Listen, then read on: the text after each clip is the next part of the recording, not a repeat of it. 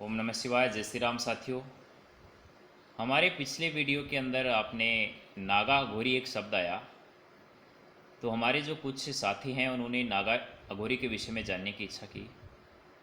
तो देखो, नागा अघोरी के विषय में हम आपको पूरा डिटेल से जानकारी देते हैं। वीडियो थोड़ा लंबा हो जाए तो धैर्य रखिए। आधी अधूरी जानकारी देखो, अध जल गगरी छलकत जाए, इसलिए आधा ज्ञान नहीं होना चाहिए। इसलिए जब सुन रहे हो तो पूरा सुनिए, ताकि जानकारी है वो सही मिले, उसका सदुपयोग कर सको आप। आधी अधूरी जानकारी आपके किसी काम नहीं आएगी। देखो, जो नागा जो अघोरी होता है, अघोरी के विषय में तो आप जानते हैं अघोरी बहुत तरह के होते हैं। अब नागा अघोरी का जैसे ही हम नाम लेते हैं तो लोग ऐसा समझते हैं कि अघोरी होता है वो नग्गा रहता है, कुंभ में आता है, ऐसे ऐसे होता है। ऐसा नहीं होता है। सारे अघोरी का मतलब ये नहीं है कि वो नग्गे रहते हैं, वस्त्र त्याग करते हैं, ऐसा कुछ नहीं है।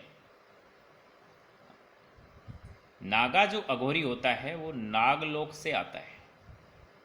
अघोरी बना कैसे, इसकी पूरी प्रक्रिया को समझना। नागलोक के अंदर जो नाग होते हैं वो किसी नागिन के साथ धोखा करते हैं,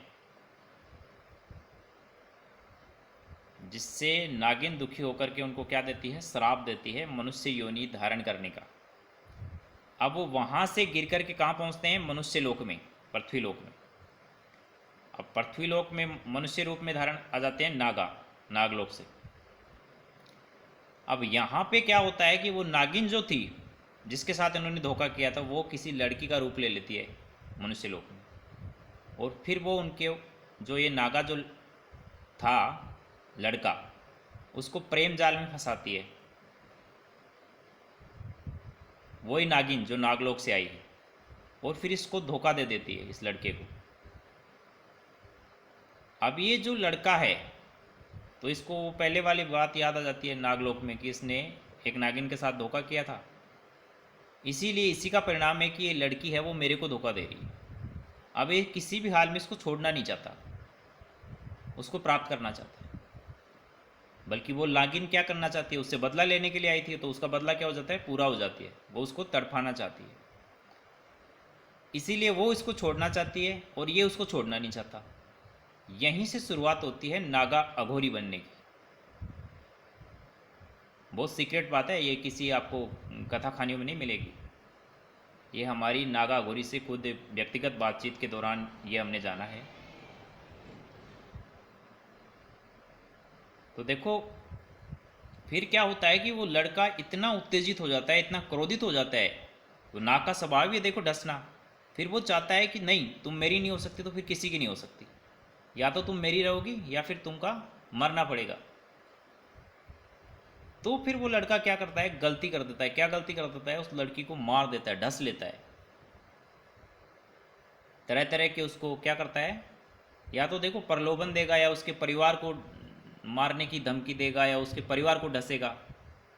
अब जैसे जैसे उस नागा का क्रोध बढ़ेगा तो उसके अंदर क्या होगी, नाग की शक्तियाँ जागृत हो जाएंगी। यानी कि उसके पूर्व जन्म की जो शक्ति है वो जागृत हो जाती है। फिर इससे वो नागा क्या करता है, उस लड़की को ढस लेता है। अब इसमें देखो दो तरह के नागे हो जाते हैं, एक पॉजिटिव नागा और एक नेगेटिव नागा। अब जो पॉजिटिव नागा अघोरी है वो क्या करेगा, उस लड़की को छोड़ के चला जाएगा और क्या करेगा, साधु संत बन जाएगा। यानी कि पॉजिटिव शक्तियों को जागृत हो जाएंगी उसकी। और ऐसा अघोरी, ऐसा लड़का जिसने उसको क्या कर दिया, लड़की को ख़त्म कर दिया, उसके अंदर क्या होगी, नेगेटिव शक्ति जागृत होगी। तो वो नेगेटिव नागा बनेगा, एक पॉजिटिव नागा बनेगा। अब नेगेटिव नागा जो बनेगा वो क्या बनेगा, तांत्रिक नागा जिसको बोलते हैं। वो क्या करेगा, जैसे किसी के ऊपर करेगा, मतलब किसी से लड़ाई झगड़ा और संसार में पैसा लेगा और किसी को परेशान करेगा। ये नेगेटिव नागा करते हैं, नागा घोरी। और जो पॉजिटिव नागा घोरी होता है, फिर वो दीन दुखियों की सहायता करता है। उसको संसार से कोई मतलब नहीं, संसार में रुपया पैसा कमाने नहीं आया वो, उसके पास बहुत शक्तियाँ होती हैं। फिर वो क्या करता है, अपनी जो शक्ति है जो जागृत हुई है, पॉजिटिव शक्ति, उससे वो जैसे किसी को सांप डस लेता है, उस मनुष्य को जिंदा करता है। या किसी को जैसे कोई रोग हो गया, उसको अपना हाथ उठा करके ठीक करेगा।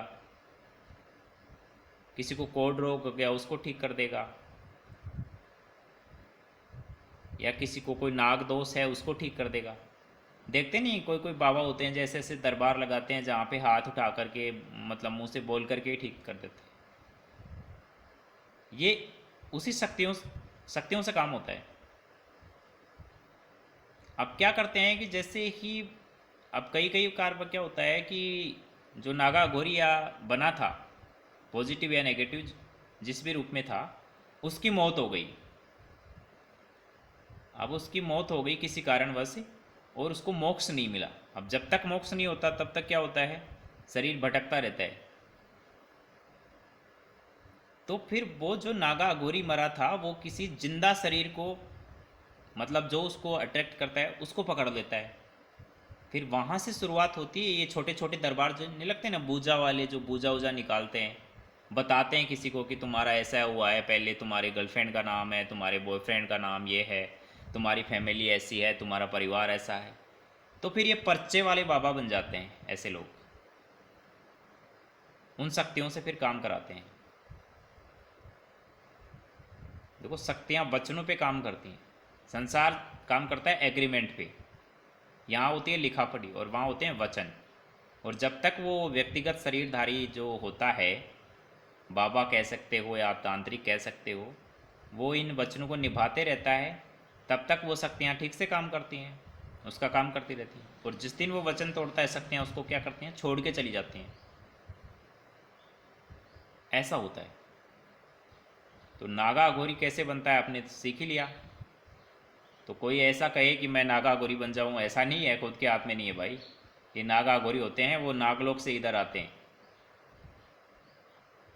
आप नागा अघोरी तो नहीं बन सकते, हाँ नागा अघोरी की साधना कर सकते हैं, सिद्धि प्राप्त कर सकते हैं, जिससे कोई नागा अघोरी आपको, देखो अट्रैक्ट आप किसी को करेंगे तो वो शक्ति आ जाएगी आपके पास। अगर जगह बचनों में रहेंगे तो फिर आप उसका, और ये आपके ऊपर निर्भर करता है कि आप उसको, मतलब आपने कैसी सिद्धि हासिल कर ली, किस तरह से हासिल कर ली।